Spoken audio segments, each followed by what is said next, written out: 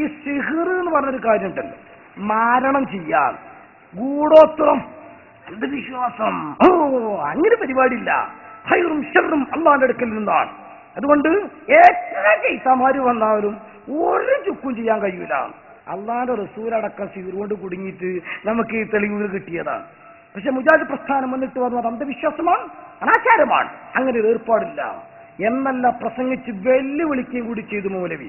അങ്ങനെ സിഹിർ പരിക്കുമെങ്കിൽ എനിക്കൊക്കെ ചെയ്യട്ടെ, ഞാൻ അതിനെതിരെ പ്രസംഗിക്കാൻ പോകുന്ന ആളാണ്.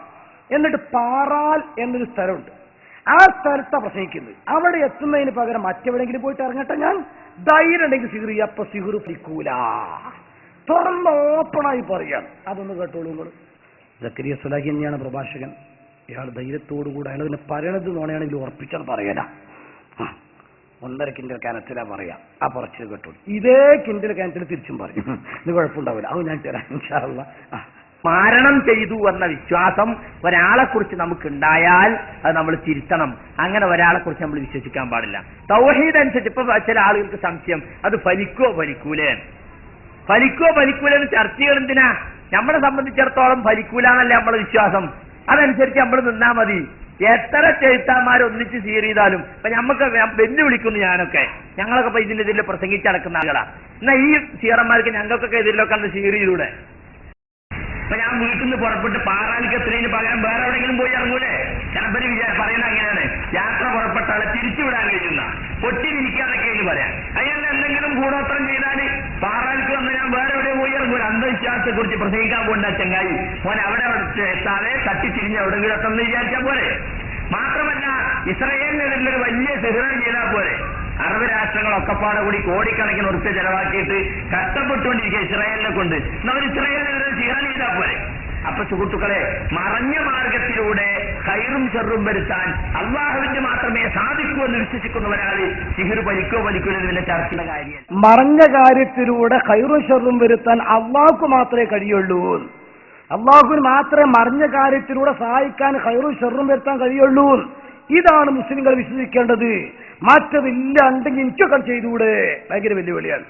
ഇപ്പൊ ജിന്നിങ്ങട്ട് ഇറങ്ങി, ജിന്ന് ഇറങ്ങിക്കുമ്പോ ജിന്നിനെ കാണുന്നുണ്ടോ? ഇല്ല. ആ ജിന്നിനെ കൊണ്ട് പല സഹായം കിട്ടുന്ന, ജിന്നെ സഹായിക്കണേ എന്ന് പറഞ്ഞാൽ വട്ടപ്പാറ വളവില് ആക്സിഡന്റ് ആണ്, ലോറി അണ്ണൻ ലോറി അടുക്കള സത്യം കിട്ടിടുന്ന പെട്ടെന്ന് അങ്ങോട്ട് പോണ വണ്ടി കാണും, അത്ഭുതകരമായിട്ട് അത് രക്ഷപ്പെട്ടു. എത്രത്തോളം ഓടിക്കൊണ്ടിരിക്കുന്ന വാഹനത്തിന് മുമ്പിലേക്ക് റോഡ് സൈഡിലൂടെ നടന്നു പോകുമ്പോൾ ആരോ പിടിച്ച് പുറകുന്ന് അങ്ങോട്ട് തള്ളിയപ്പോ ഉറപ്പല്ലേ പിഞ്ചക്കരം കയറും എന്നുള്ളത്. പക്ഷെ എടുത്തു വെച്ചതുപോലെ കിടന്നു. ആരുമല്ല, ജിന്ന. അദൃശ്യമായ ശക്തികളാണ്. അത് ഇൻഷാള്ള വേറിട്ട് ജിന്നുകളുടേത് മാത്രം വേറിടേണ്ടതുണ്ട്. അത് പറയുമ്പോഴേക്കും നമ്മളെ വിഷയം ഇതവിടെ കിടക്കും. സമയ സന്ദർഭം പോലെ ഇല്ലെങ്കിൽ ഇൻഷാള്ള ഇത് ആദ്യത്തെ റൗണ്ടാണല്ലോ, പിന്നെ നമുക്ക് ഇൻഷാള്ള കാര്യമായിട്ട് നമുക്ക് ഇടാം. അപ്പോ ഏതായിരുന്നാലും മറിഞ്ഞ കാര്യത്തിലൂടെ ഖൈറും ഷർറും അള്ളാഹ്ക്ക് മാത്രമേ ചെയ്യാൻ കഴിയും. മറിച്ച് വിശ്വസിച്ചാൽ തെറ്റാണ്, അത് ശിർക്കാണ്, അത് ഇസ്ലാമിന്റെ വിശ്വാസമല്ല. ഇതാണ് മൗലവി പറഞ്ഞത്. വെല്ലുവിളിയും ഉണ്ടെങ്കിൽ എനിക്കൊക്കെ ചെയ്തൂടെ? ഇത് കേട്ടിട്ടാണ് ഇക്കഴിഞ്ഞ 70 കൊല്ലം മുജാഹിദീങ്ങള് നമ്മളെ ഖുറാഫികളാക്കി, അന്ധവിശ്വാസികളാക്കി, അനാചാരത്തിന്റെ ആളുകളാക്കി, വളരെ മോശക്കാരാക്കി. എന്നാൽ ജിന്ന് വരാൻ തുടങ്ങിയപ്പോ മുജാഹിദ് നേരെ തിരിച്ചു മാറും. ഇപ്പൊ ഇയാൾ പറയണെന്താ കാര്യങ്ങള്? സിഹിറിന് ഫലം ഉണ്ടോന്നാ? ഫലിക്കും.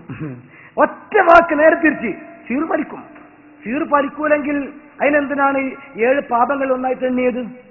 ഇല്ലെങ്കിൽ എണ്ണേണ്ട ആവശ്യമുണ്ടോ? അതിലൊന്നേതാണ് കൊലപാതകം, ഒന്നേതാണ് സിഹിർ. സിഹിർ ഫലിക്കുക പിന്നെ പറയേണ്ട ആവശ്യമുണ്ടോ? പിന്നെ ചില ആൾക്കാർ പറയും എന്നെ കുത്തിക്കൂടെ, ഞാൻ ഉള്ളിക്കൂടെ. യുക്തിവാദികളെ വെല്ലുവിളിയാണ് ഇയാളെന്നെ പറയാം. സിഹിറിന് യാഥാർത്ഥ്യമുണ്ട്. അതുകൊണ്ടാണല്ലോ വൻ പാപങ്ങളിൽ ഒന്നായിട്ട് അതിനെണ്ണിയത് അല്ലേ? ഒന്നാമത്തെ വൻപാപം ശരിക്കും, രണ്ടാമത്തേതാ സിഹിർ.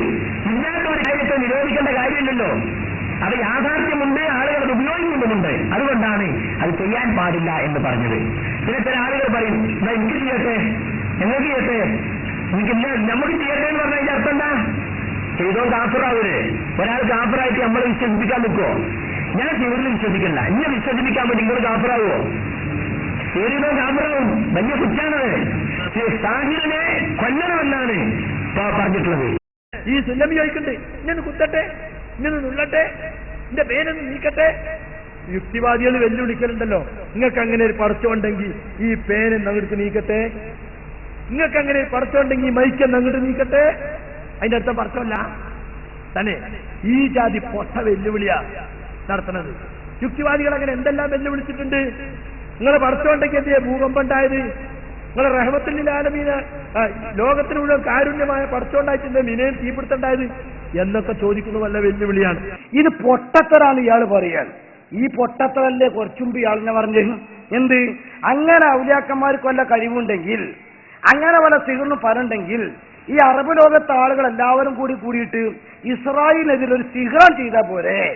ഇങ്ങനെ കോടിക്കണക്കിന് യുദ്ധം ചെയ്യേണ്ട ആവശ്യമുണ്ടോ? ആ ചോദ്യമാണ് ഇപ്പൊ ഇയാൾ പൊട്ട ചോദ്യം എന്ന് പറഞ്ഞത്. അപ്പൊ പൊട്ട ചോദ്യം ചോദിച്ച ആള് ആരാണ്? ഇയാളെന്നെ.